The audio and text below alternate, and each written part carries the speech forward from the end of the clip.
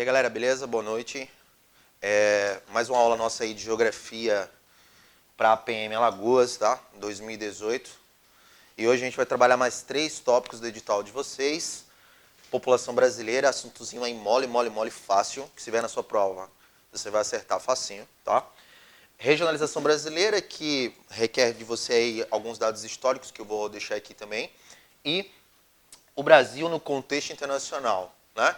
A gente vai falar muito de como o Brasil se relaciona com outros países no contexto internacional. É bom lembrar que agora, no mês de julho de 2018, né? Nós estamos gravando essa aula agora em julho de 2018, e recentemente nós tivemos o encontro do BRICS, né? Brasil, Rússia, Índia, China e África do Sul.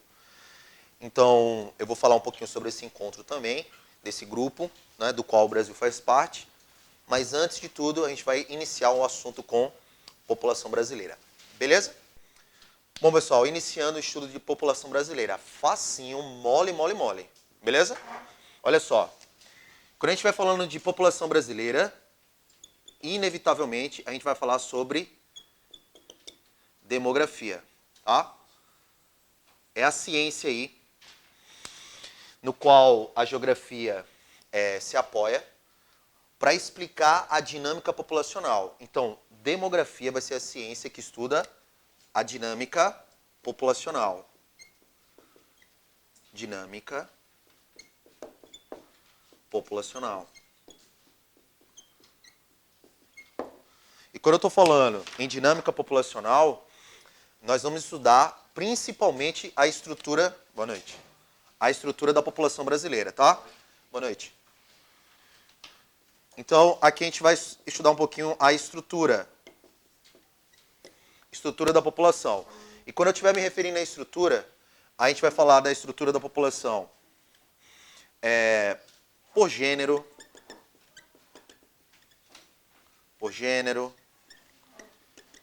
por faixa etária. Nós vamos estudar também movimentos migratórios. Movimentos migratórios, tanto dentro do Brasil, tá? De uma região para outra, quanto de movimentos migratórios do Brasil para o exterior, tá?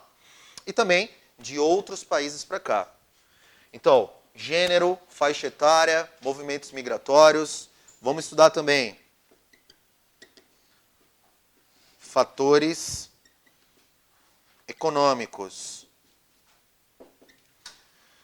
Vamos estudar também a concentração da população. Concentração da população, principalmente população brasileira, que é o que a gente está estudando dentro dessa estrutura aí. Beleza? Então, população brasileira, a demografia, nós vamos estudar essa dinâmica populacional. Boa noite. Vamos estudar essa dinâmica populacional. Qual? Ah, populacional? Ah, tá. Eu fiz de propósito você para prestando atenção. Valeu. Populacional. Não vai editar não, vou deixar assim, viu?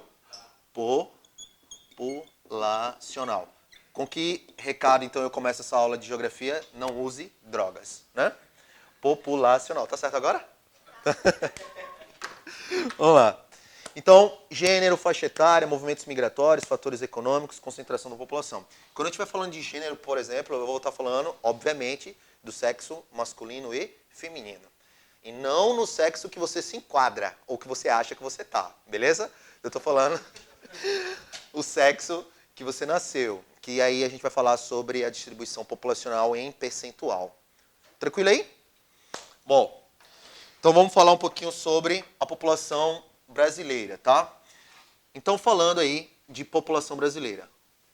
População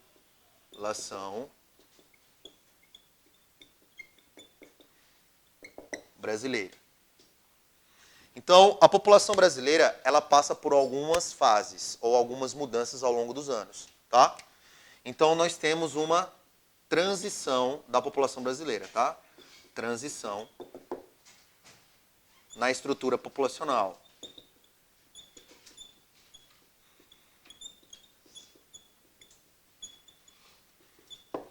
Uma transição na estrutura populacional. Quando eu estiver falando de população brasileira, nessa transição da estrutura populacional, eu quero que vocês entendam o seguinte: o Brasil deixou de ser um país interiorano, um país agrário, e hoje nós somos um país essencialmente urbano. Tranquilo?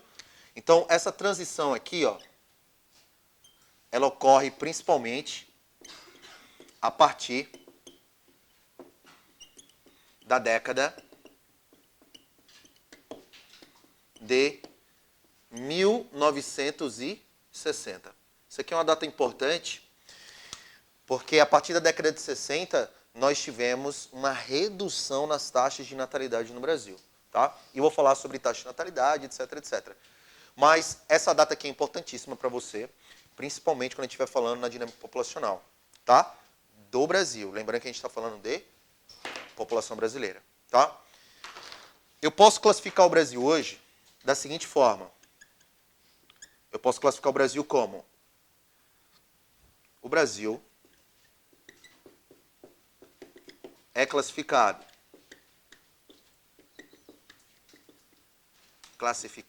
o Brasil é classificado como.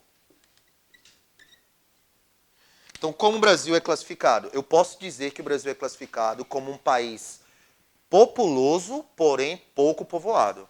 Isso é um conceito bem legal para sua prova, tá? Então, o Brasil é um país populoso,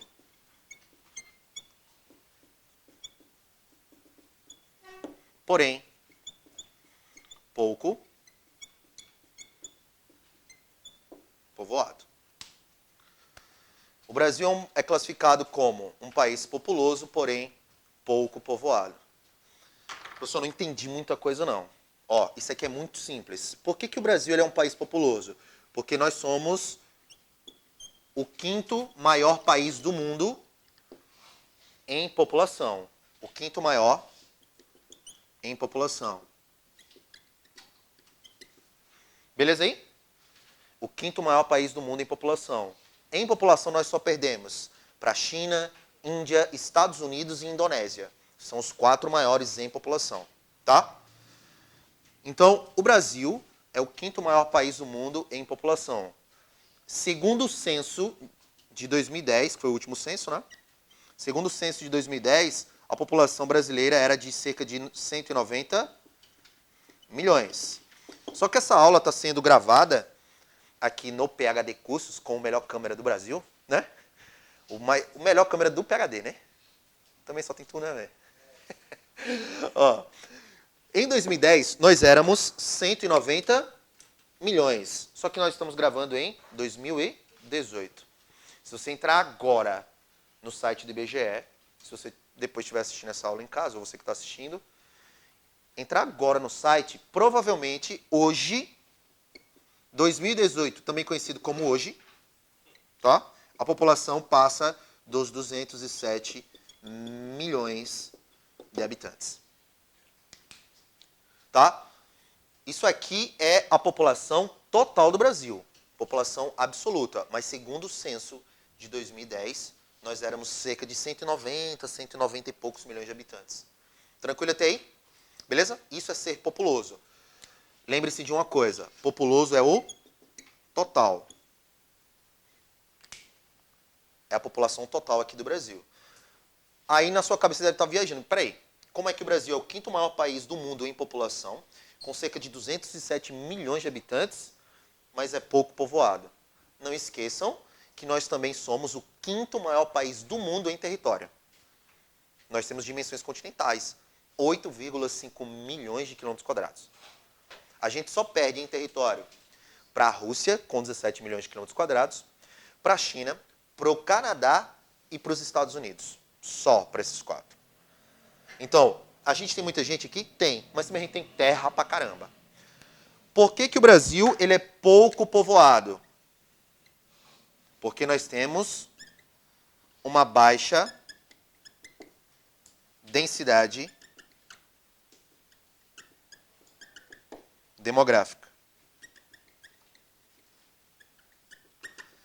A densidade demográfica hoje do Brasil gira em torno de 23 habitantes por quilômetro quadrado.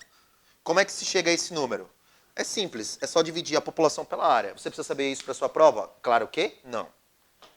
Né? Porque a prova é para policial militar, não é para professor de geografia. Né? Nem para o Enem. Mas é só para você ter uma ideia. Por que o Brasil é um país populoso, porém pouco povoado? Para que vocês possam entender a concentração da população no Brasil. Beleza até aí? Dúvidas ou perguntas? Questionamentos? Não, né? Posso avançar? Bom, pessoal, veja.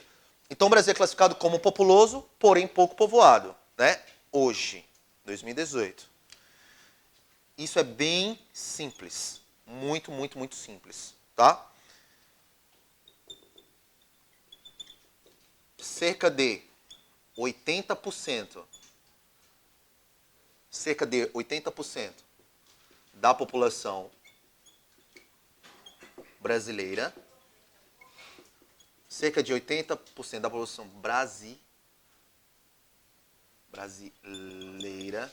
não é que tava feio, por isso que eu apaguei. Cerca de 80% da população brasileira vive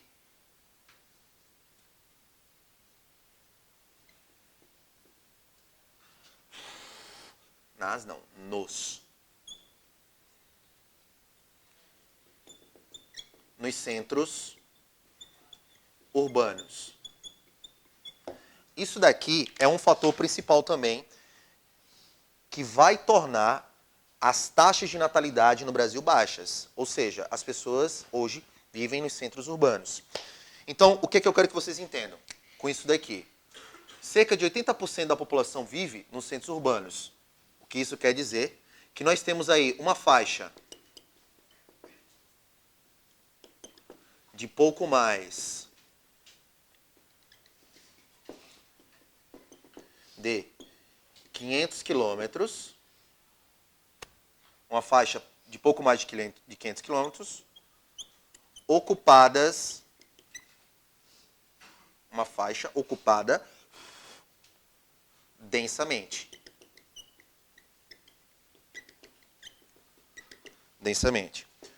Eu vou tentar explicar de maneira mais simples. Partindo do litoral brasileiro, se isso aqui fosse o mapa do Brasil, beleza? Partindo do litoral brasileiro, e se eu fosse explicar para vocês a densidade demográfica brasileira ou projetasse um mapa aqui para vocês da concentração populacional, vocês veriam um mapa mais ou menos assim. Todo ocupado e todo pintado nessa faixa daqui, tá? Na faixa de litoral. E conforme nós vamos avançando para o interior, esses pontos, eles vão ficando cada vez mais escassos. Mas isso daqui não é à toa. Isso aqui tem uma justificativa histórica.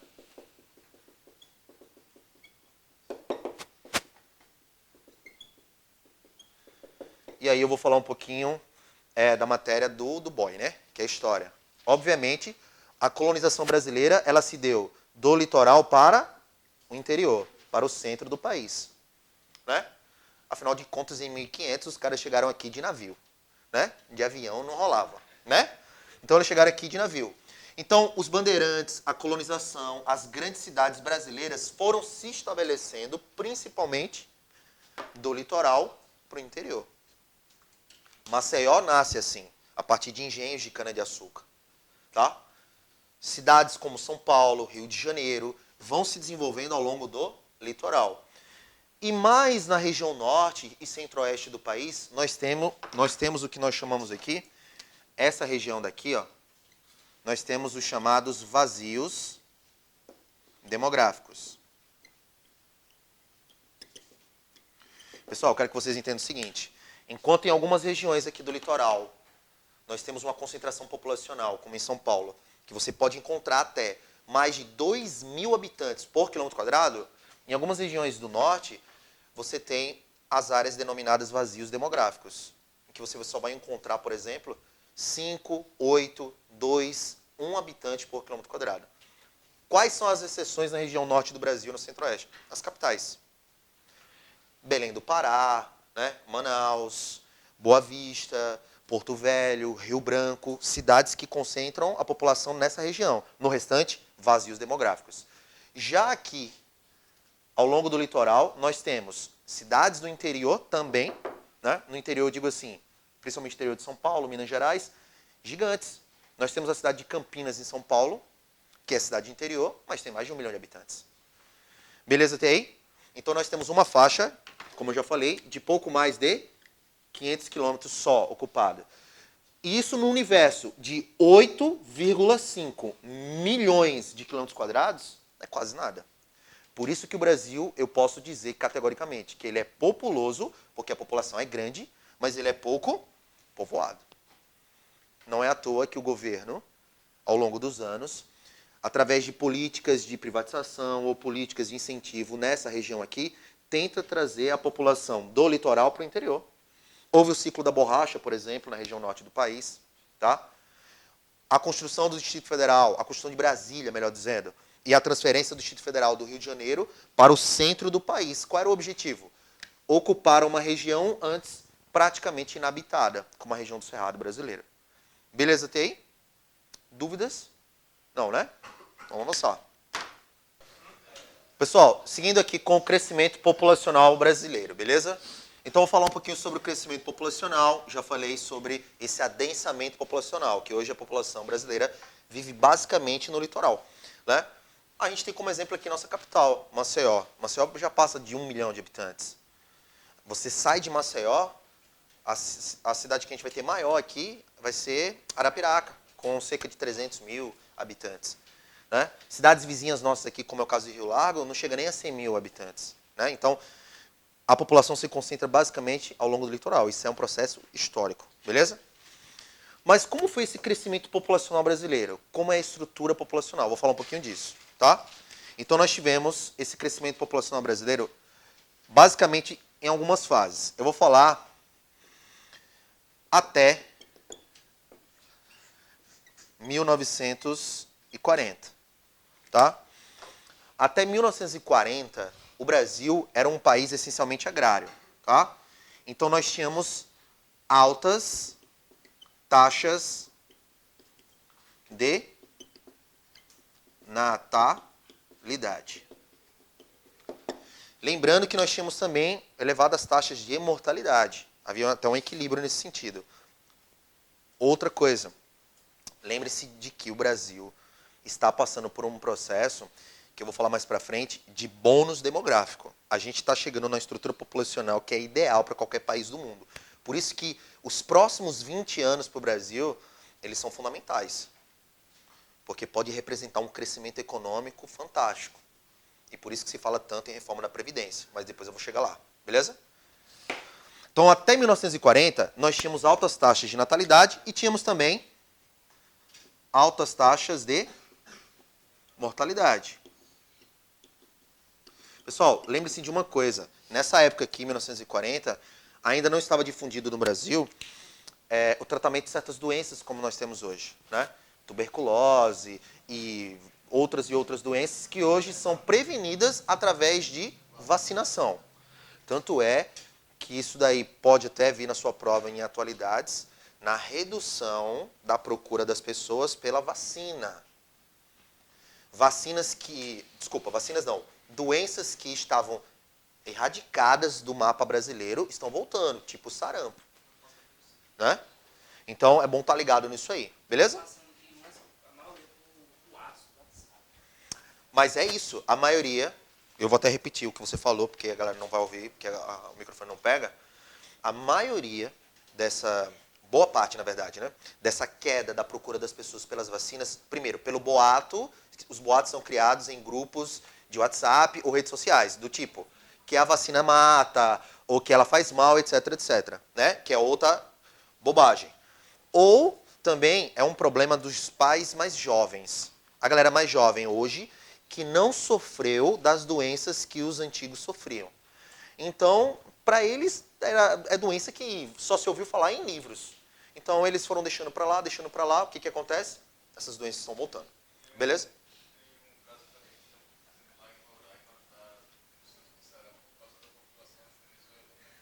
Que está vindo.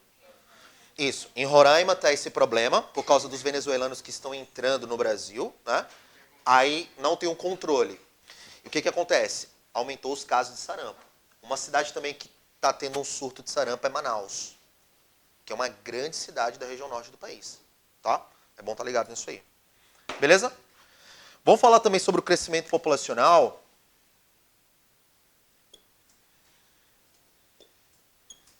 Em 1960. Eu vou resumir aqui para ficar algo muito simples, tá? Para você não se confundir. Em 1960, no Brasil, é o que nós tivemos conhecido como explosão demográfica. Como assim explosão demográfica? Foi o período em que nós tivemos as maiores taxas de crescimento populacional. Que eu vou falar disso já já também, tá? E a partir de 1960, bem resumidinho também aqui pra gente, nós temos as quedas nas taxas de natalidade. Quedas nas taxas de natalidade. Pessoal, lembre-se de uma coisa, que foi a partir da década de 50 e 60 que o Brasil começa a se tornar mais urbano. A migração começa a ocorrer do campo para as cidades. Na década de 60, nós tínhamos elevadas taxas de natalidade. E eu vou falar isso através de números que eu vou colocar do outro lado lá. Beleza? Deixa eu colocar aqui. Bom, pessoal, eu coloquei aqui alguns dados sobre o crescimento populacional. Tá? Quando a gente está falando de crescimento populacional, esses dados aqui, eles refletem o que a gente chama de crescimento vegetativo. Crescimento vegetativo. Eu acho que os caras não vão cobrar um conhecimento tão aprofundado na sua prova, mas só para você ter uma ideia, tá? Crescimento vegetativo, isso aqui vai ser a diferença entre a taxa de natalidade, que é medido em porcento, tá? Em percentual em cada grupo de 1.000 nascidos, vai ser a diferença entre a taxa de natalidade e a taxa de mortalidade. Então, olha só. Eu quero que vocês entendam o seguinte, olhando esses dados. 1950, 1960, 1990, 2000, 2010, 2018. Tá? Então, olha só. Em 1950, nós tínhamos um crescimento vegetativo de 2,39% ao ano. Crescimento populacional. Beleza? 1960, aquilo que eu falei para vocês, que foi conhecido como explosão demográfica, o período que o Brasil mais cresceu. Quase 3% de crescimento ao ano. Beleza. Aí é uma fase de transição muito marcante na história do Brasil, principalmente da população brasileira. Percebam que os números, eles só vêm caindo. Então, veja, se eu fizesse esse gráfico assim, né? Como a gente aprende lá na escola. Gráfico que a gente aprende na escola, x e y, né? Mas eu não vou falar sobre isso agora, não. Deixa eu colocar ele embaixo, que vai ficar mais fácil de visualizar. Se eu fizesse esse gráfico aqui. Se eu faço esse gráfico. E eu coloco aqui, por exemplo, o crescimento populacional. Isso mesmo. Vou colocar o percentual aqui, ó. Que vai de 0% até 3%. E coloco aqui os anos. 1950, vou fazer bem rapidinho só para a gente ter uma ideia, tá? 60, 90, 2000 e 2010, tá? Só para a gente ter uma ideia. Se você pegar um gráfico que mostra o crescimento populacional, não quer dizer que esse aqui é o gráfico certo, tá? Eu estou fazendo aqui de qualquer jeito só para você ter uma ideia. Se você pega um gráfico desse sentido aqui, o gráfico vai mostrar isso aqui para você sobre o crescimento da população brasileira. Ele vai mostrar que até 1960 foi quando a gente chegou mais próximo de 3% de crescimento populacional. A partir daqui, a população brasileira começa a fazer isso aqui, ó. E a tendência para um futuro, principalmente a partir do ano de 2040, é crescimento negativo da população. Ou seja, vai morrer mais gente do que vai nascer. Exato. É nesse ponto que eu vou chegar. Porque nós temos alguns fatores que são responsáveis por essa queda. Primeiro, na década de 60, nós temos uma transição. Então, eu vou até fazer uma linhazinha aqui, tá? Nós temos uma transição. Aqui eu tinha uma população essencialmente rural. Vocês estão me entendendo? Isso aí, galera, se reflete na minha família e na família de vocês. Os pais de vocês, os irmãos dos pais de vocês, seus tios, né? Os avós. Faça uma pesquisa assim rápida na sua mente que você vai lembrar. Ah, tem o meu parente que é do interior, a minha avó, o meu avô, etc, etc. Hoje, a galera se concentra onde? Nos centros urbanos. Então nós tínhamos uma população essencialmente rural e hoje nós temos uma população urbana. Eu sou exemplo disso. Os meus pais, os meus pais e a família deles, todos, são migrantes nordestinos em São Paulo. A família do meu pai inteira, todos os irmãos, e eram 12 irmãos, com meu pai 13, né? Mas os meus avós, todos foram para São Paulo. Todos foram para São Paulo. Ou seja, eles saíram do ambiente rural, do agreste pernambucano, para o ambiente urbano, né? Ou seja, é de população rural para população urbana, tanto faz. Esse aqui é um fator marcante. Outro fator que você acabou de citar aí, fator métodos contraceptivos. A partir da década de 60, se desenvolve principalmente o uso da pílula. Oi? Virou até música, é? Nos anos 60 virou música, né? Um cara que cantava "Pare de tomar a pílula", né? Ele dizia isso no refrão: "Pare de tomar a pílula porque ela não deixa o meu filho nascer", né? Dá vontade de cara dizer pra ele: "Você vai criar, desgraçada", né? Mas é isso. Fator, métodos contraceptivos. Outro fator também que eu posso citar aqui pra vocês. Entrada da mulher no mercado de trabalho. Então, a inserção da mulher no mercado de trabalho também foi outro fator primordial para a queda nas taxas de natalidade. Agora, lembre-se de um negócio. A população brasileira continua a crescer? Essa é a pergunta de prova. Sim ou não? Sim, só que no ritmo mais lento. Hoje, nosso crescimento ele é menos de 1% ao ano. 0, alguma coisa. Mas o crescimento ainda é positivo, diferente de países da Europa. Na Europa, o problema lá não é ter gente demais, é ter gente de menos.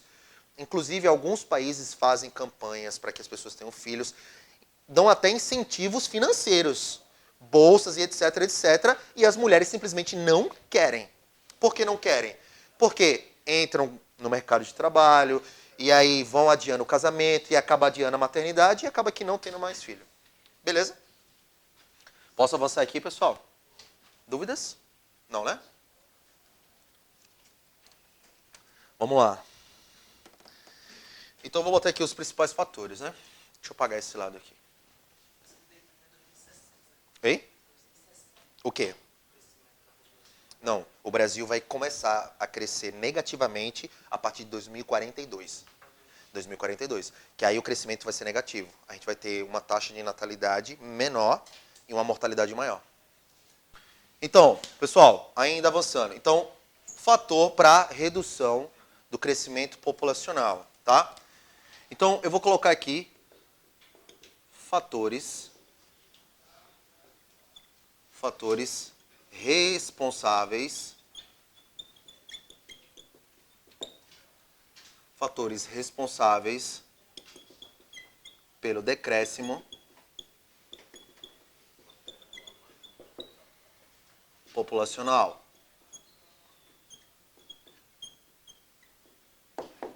Então, eu vou listar aqui alguns desses fatores, tá? Um primeiro fator que nós tivemos, principalmente no Brasil, intensificação da urbanização.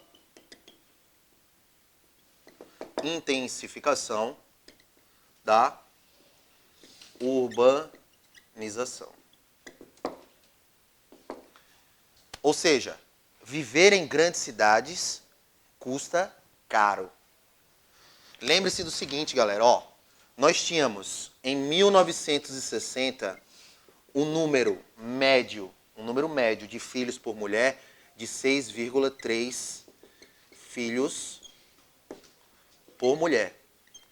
Isso aqui é o que a gente chama de taxa de fecundidade. Em 1960, 6,3 filhos por mulher.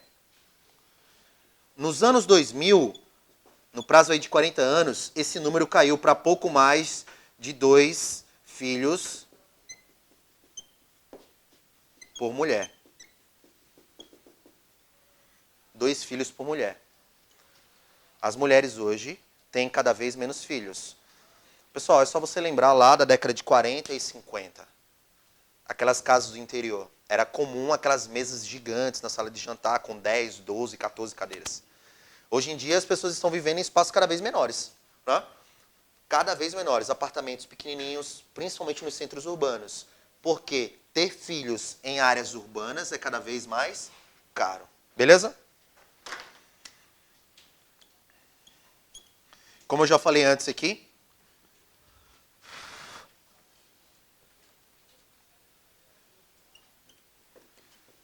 maior acesso a contraceptivos. Contraceptivos. Tá? Outro fator marcante. Outro. Entrada da mulher no mercado de trabalho.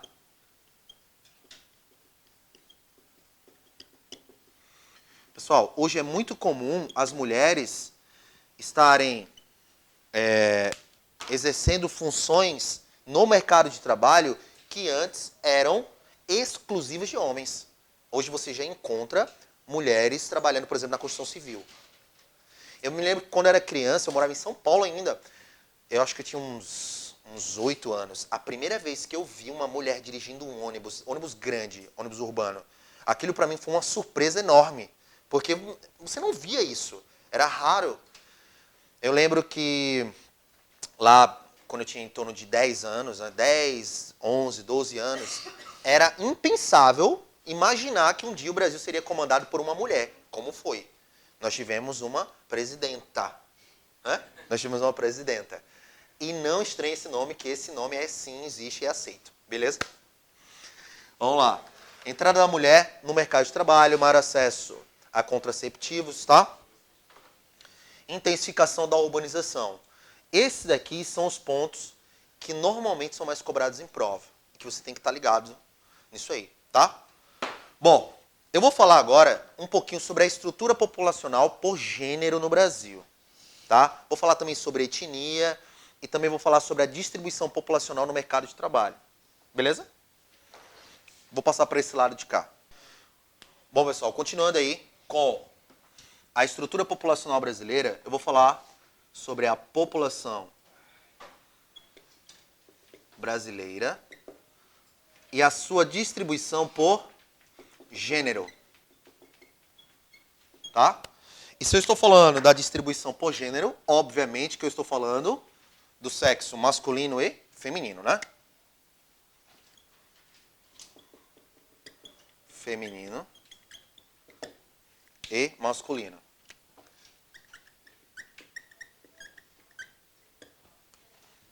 Para deixar bem diferenciado aí. Por gênero. Na estrutura populacional brasileira, na distribuição por gênero, nós temos um predomínio de mulheres, tá? Cerca de 51%. Na verdade, é 51, alguma coisa. A diferença entre homens e mulheres é bem pouquinha. É 0, alguma coisa, tá? Mas eu vou colocar aqui como exemplo para ficar mais fácil. E a presença de homens de cerca de 49% do sexo masculino. Nós temos uma predominância de mulheres. Tem até uma explicação genética, que eu não sei explicar agora, né? Que realmente nascem mais mulheres, né? Os dois têm X, né? Biologia é isso, né? Eu faltei essa aula. Eu matei essa aula para jogar videogame. Então, mas nós temos uma predominância de mulheres. Meninas nascem mais. E além disso, a maioria dos homens morrem, né? E é nesse ponto que eu quero chegar, que pode ser cobrado na sua prova, que é a questão da violência urbana, tá? Além disso, nós temos uma maior mortalidade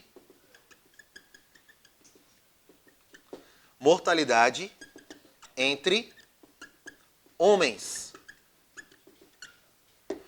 Pessoal, uma maior mortalidade entre homens. Quais fatores podem explicar essa maior mortalidade? Primeiro, vamos lá. Primeiro, falta de cuidados com a própria saúde. O que eu vou explicar aqui para vocês acontece na casa de vocês. Aconteceu na minha casa. Meu pai lá morrendo de febre, né? Tremendo lá com 65 graus de febre, né? Uma semana com febre e a minha mãe dizendo: rapaz, vá ao médico. Rapaz, o que é que o homem diz logo? Eu não vou não, que eu não gosto de médico, né? O homem não vai ao médico, né? A mulher, ela vai ao médico várias vezes ao ano, né? Vai ao ginecologista, ou vai ao clínico geral mesmo para uma bateria de exames. Ela se cuida mais. O homem, ele vai umas 3 ou 4 vezes na vida, né? Na vida toda. Então, e ainda vai sob constantes ameaças, né? Ou então, em coma. Mas o homem só vai assim, na pressão. A mulher não, ela se cuida mais. Logo, isso aumenta a expectativa de vida da mulher. E vai reduzir a expectativa de vida do homem. Outro fator marcante que nós temos é mortes violentas. Mortes violentas. Os homens morrem mais de mortes violentas. Que tipo de mortes? As mais comuns que podem ser cobradas: trânsito e por arma de fogo. Principalmente a população jovem até os 27 anos. Tá? Trânsito e arma de fogo. Mortes violentas são os maiores causadores aí de morte no Brasil entre homens. Tá? Então, além do homem se cuidar menos, falta de cuidados com a própria saúde, por morte violenta. Isso reduz a expectativa de vida dos homens. Por isso que, na maioria dos países, né, você vai ter um número maior de mulheres na estrutura populacional do que homens. Sempre a expectativa de vida é essa. Beleza? E em se tratando de expectativa de vida, que é outro tópico que pode ser cobrado na sua prova, expectativa de vida. A expectativa de vida atual hoje no Brasil gira em torno dos 73 anos. O que é uma expectativa de vida muito boa. Muito boa. Comparável aí de países desenvolvidos. Lembrando que na década de 80, que foi a década que eu nasci, eu sou de 83, a expectativa de vida no Brasil não passava dos 60 anos. Eu me lembro que uma vez eu estava conversando com a minha mãe. A minha mãe fez 60 anos esse ano, em janeiro. Minha mãe é sexy, como ela falou. Ela disse: meu filho, agora eu sou sexy. Sexagenária, né? Ela brincou comigo. Minha mãe tem 60 anos. E eu conversei com ela. Imagina também o que eu vou te falar. Hoje, a minha mãe com 60 anos, se você olhar para minha mãe, você não vai dar 60 anos para ela. E ela está super ativa, ela trabalha, ela é enfermeira, inclusive, trabalha em posto de saúde, sai de casa às 7 da manhã, atende das 8 às 5 da tarde de segunda a sexta. Pega ônibus, condução, se vira. O idoso de 60 anos, lá da década de 80, era aquele idoso caquético, né? Que andava se arrastando com a bengalinha. Mas a que isso se deve? O aumento da expectativa de vida. E não só o aumento da expectativa de vida, o aumento também da qualidade de vida. Hoje se vive mais e se vive melhor, tá? Qualidade de vida. Então hoje se vive mais, se vive melhor. Por que vocês acham que se falou tanto em reforma da Previdência? Porque quem é que paga essa conta? A gente tem aqui no Brasil O Instituto Nacional de Seguridade Social. É ele que vai se preocupar com essa galera aqui. E outra, as pessoas às vezes fazem uma conta errada. O aposentado, ele acha que é assim. Ele passou a vida inteira trabalhando e todo mês foi retirado da conta dele, do contra-cheque dele, lá 11% de INSS. Aí ele acha que esse valor vai para uma conta dele, tipo uma poupança, e quando ele se aposentar, aí tem um valor grande, o governo vai ficar dando a ele de pedacinho em pedacinho. Como ele acha que é a aposentadoria. E não é assim que funciona. Hoje, o que é retirado do meu contra-cheque e do contra-cheque de vocês é para pagar a aposentadoria de quem está aposentado hoje. Quando a gente tiver idoso, aposentado, a galera que estiver trabalhando, fazendo parte da população economicamente ativa, é que vai pagar a nossa aposentadoria. É assim que funciona. Uma estrutura previdenciária num país, ela é sustentada dessa forma. É, por isso que se preocupa. Como a taxa de natalidade está baixando e a expectativa de vida está aumentando, no futuro vai faltar mão de obra jovem no mercado. E nós vamos ter uma população idosa muito grande. Daqui a pouco a gente vai se aposentar com 101 anos, né? Pelo que os caras querem. Beleza até aí? Pessoal, algo que se discutiu foi até, sabe o quê? Isso aí é uma informação que eu acho importante, que é a aposentadoria compulsória, se eu não me engano, dos magistrados. Eles se aposentam com 70 anos. Se eu não me engano, com 70 anos eles se aposentam obrigatoriamente, né? Os magistrados, o cara que é juiz, etc. E é sabido que o cara com 70 anos, ele está atingindo o auge da maturidade intelectual. Por isso que já se discute para aumentar essa aposentadoria compulsória para 75 anos, porque está se vivendo mais. Também. Só que aí, veja, qual é a ideia? E o que é que você vai levar para a sua prova? Que eles estão visando é justamente aproveitar esse magistrado e esse notório conhecimento dele jurídico por mais tempo. Essa é a ideia. Beleza? E a galera se aposenta, assim, eu não sei direito, mas disseram que a maioria dos funcionários se aposenta com salário integral. A iniciativa privada tem um teto, né? Agora isso aí é um pouquinho complicado de salário integral, viu? Salário integral, porque não há que se falar em salário integral, é salário proporcional. Aí já vai envolver INSS. Ah.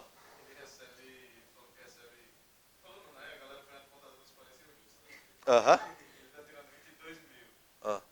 Porque ele é bem antigo, ele ficou acumulando o cargo. Foi diretor das 13 anos e tal. Ficou acumulando o cargo. Aí ficou com esses 22 mil. A partir do momento que ele se aposentar, vai dar uma queda na rua, vai dar para 10 mil, 25 mil, fica dando dólar. Ele continua, né? Mas isso é uma característica do Brasil, dos aposentados que continuam trabalhando para complementar, na verdade, a renda. Que não? Uhum. Bom. Vamos avançar aqui? Posso avançar?